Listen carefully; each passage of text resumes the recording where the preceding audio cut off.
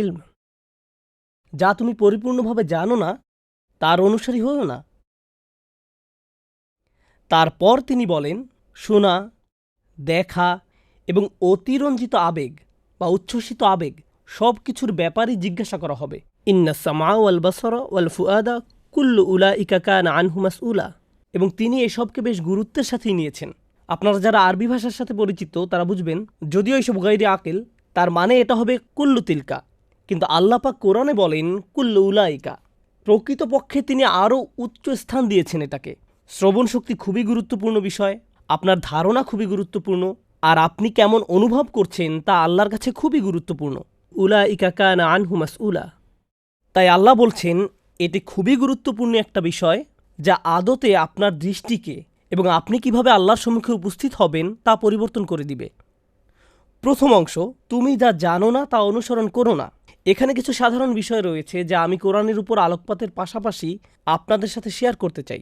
অবশ্য ধর্মীয় জায়গা থেকে আমরা আমাদের ধর্মের কোনো কিছুই না জেনে নিজেরা অনুসরণ করি না, যদি না আমরা আত্মবিশ্বাসের সাথে বলতে পারি যে এটি আল্লাহর বাণী বা রাসূলুল্লাহ সাল্লাল্লাহু আলাইহি সাল্লামের বাণী থেকে এসেছে।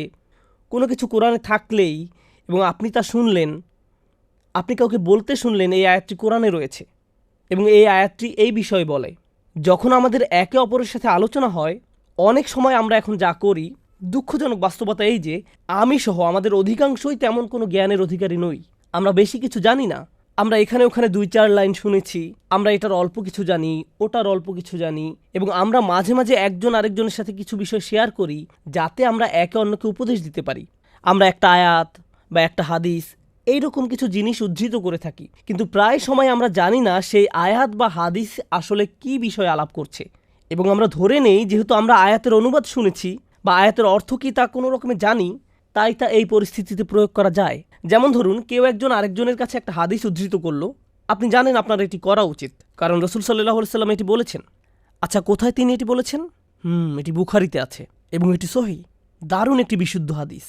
আমি বুঝতে পেরেছি তিনি কাকে এটি বলেছেন, তিনি কখন বলেছেন, এ বিষয়ে তিনি আর কি বলেছেন, তিনি যার উদ্দেশ্যে বলেছেন সেই ব্যক্তি এটাকে কিভাবে বুঝেছেন, তাদের প্রতিক্রিয়া কী ছিল, তারা কি ঠিক একইভাবে এটি বুঝেছেন যেভাবে আপনি আমাকে বোঝাতে চাচ্ছেন, নাকি এমন কিছু ছিল যা আপনি জানেন না।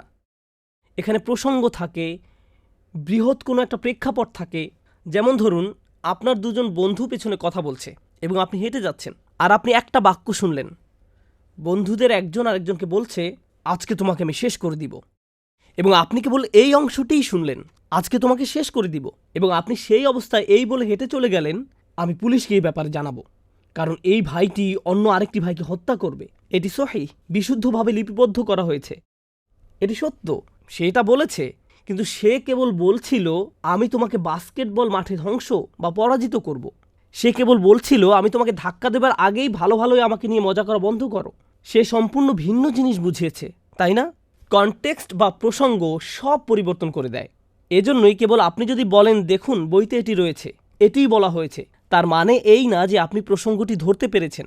এটিও জ্ঞান ছাড়া কথা, এটিও কোনো কিছু পরিপূর্ণভাবে না জেনে কথা বলা, এবং এটা বিপজ্জনক।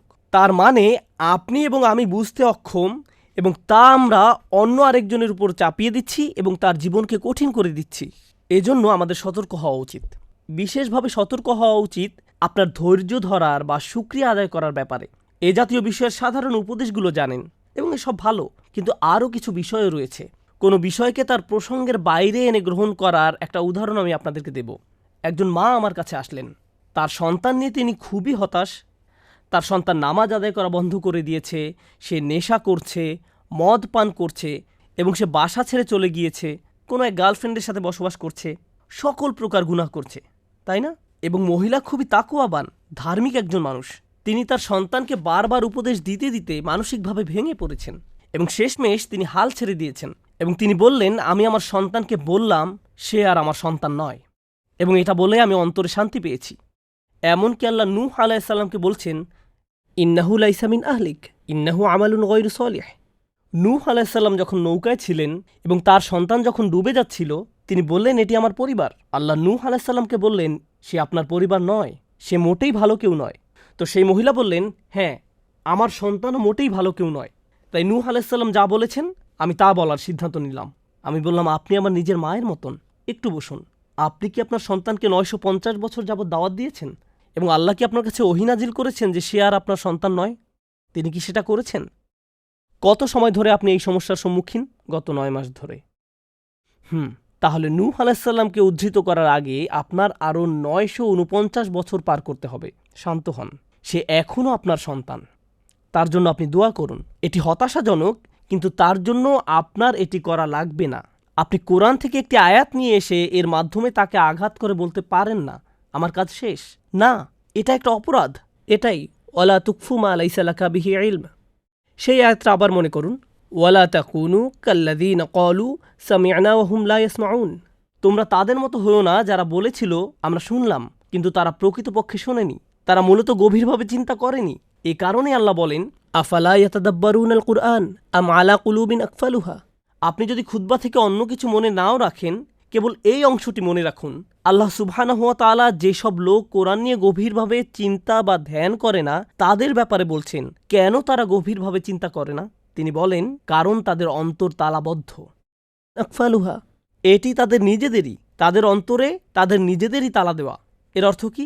তার মানে আপনার পক্ষপাতিত্ব রয়েছে, আমার পক্ষপাতিত্ব রয়েছে, এমন কিছু ব্যাপার রয়েছে যা আমাকে ভীত করে, এমন কিছু বিষয় রয়েছে যা আমাকে রাগান্বিত করে, এমন কিছু বিষয় রয়েছে যা আমি আসলেই আমার ছেলে বা আমার মেয়ে বা আমার স্ত্রীর উপর চাপিয়ে দিতে চাই, এমনকি আমার পিতামাতার উপরও। আমি তাদের সাথে তর্ক করতে চাই এবং আমি প্রমাণ করতে চাই যে আমি সঠিক। আমি মনে মনে ইতিমধ্যে ঠিক করে নিয়েছি যে আমি তাদেরকে ভুল প্রমাণ করব এবং আমি আল্লাহর বাণীর নিকট আসব, একটা আয়াত বা রাসূলুল্লাহ সাল্লাল্লাহু আলাইহি সাল্লামের একটি হাদিস বের করার চেষ্টা করব, যাতে আমি তাদের মুখের উপর উদ্ধৃত করতে পারি, যাতে আমি তর্কে জিততে পারি এবং তাদের জন্য আমি যা চাই তাই যেন তারা করে, সেটা যেন আমি নিশ্চিত করতে পারি।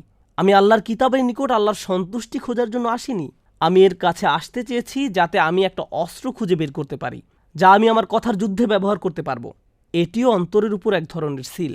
এটি আল্লাহর সাথে করা একটা অপরাধ। কেউ কোরআনের আয়াত বা আমাদের নবী সাল্লাল্লাহু আলাইহি সাল্লামের হাদিস উদ্ধৃত করার মানে এই না যে তারা কোনো অপরাধ করছে না। এটাও তেমন যে বিষয়ে তোমাদের জ্ঞান নেই তা ঘোরের বশে অনুসরণ করো না। এ কারণেই আল্লাহ বলছেন, আপনার আবেগের ব্যাপারেও প্রশ্ন করা হবে। ওয়াল ফুআদ কুল্লু উলাইকা কানা আনহু মাসউলা। হয়তো আপনি আপনার রাগ বা ক্রোধের কারণে আল্লাহর বাণী আপনার নিজের উদ্দেশ্যে ব্যবহার করা শুরু করেছেন।